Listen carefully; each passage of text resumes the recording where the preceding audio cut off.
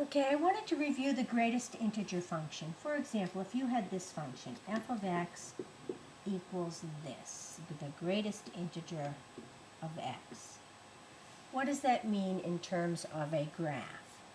And you do have your graphing calculator, and remember you can find the greatest integer function if you go into, under the math key, go over to number, and then go down to number 5, which is int. So int is the abbreviation for greatest integer function on your calculator. Now, how do you graph that and what does it look like? Well, first of all, let's talk about some values. So let's make a f of x chart and just plot some numbers. Of course, 0 is going to be 0. What happens when I put 1 in there? I get 1. Okay. What happens when I put 2 in there? I'm going to get 2.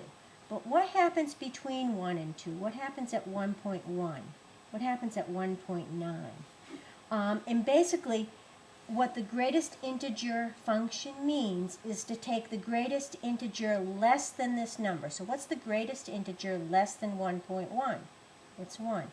Less than 1.9? It's 1. All right, let's go here. What about 0.9, 0.8, 0.7?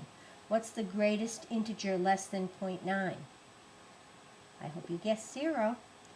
And 0.8 and 0.7. All right, we have negative 1 here. So what happens if I do negative 0.5? What's the greatest integer less than negative 0.5? Negative 1. Negative 1. So that's how to plot it on a chart. You can type it into your calculator and probably get this. It's nice to try and look at what's between whole numbers on your calculator so you know that you can go to what's called table set function and set it for, say, start at 0 and do increments of 0.1 or 0.2 or something like that. Now what happens when we graph this? So over 1, I plot 1.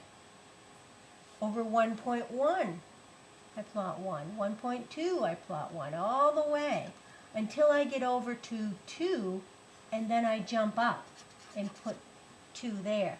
What happens at 0, right? Well, at 0.7, right, I do 0. At 0.8, I do 0, all the way to here. So, right there. And then if I go at say, negative 1, I go down to negative 1. But what about before negative 1? Negative 0.9 down here. Negative 0.5 down here. Okay? Open circle on this end. Right? Because at 0, I plot 0. So there's an example of what the greatest integer function looks like on your graph. Now, in class today, some of us were having trouble graphing the greatest integer function. And I have one of the older calculators, and I don't know if you can see that or not, but I did get my calculator to graph it properly. And what you have to do is go to the y equal key, and you know, you have the y equal key, and over here you have things flashing. Well, there's flashing of dots like this, and it's 3 dots. And then this flashing of the 3 dots closer together. So the one with the 3 dots that has more space will graph the greatest integer function even on the TI-83 pluses. So if you have one of the older calculators, you can get it to graph the greatest integer function. So try it and make sure you can graph it.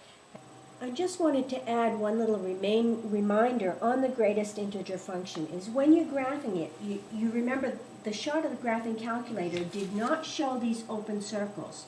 You must show them when you do a graph for me on an exam. So make sure you show where those open circles are on your graph. The graphing calculator looks just like this. They call it a step function, and it does not show the open circles on the end. If you don't show them, I won't give you full credit. And sometimes the open circle is on the other end, so make sure you make a chart and graph some points and plot, and then try to figure out where is that open circle. All right, I think you're good.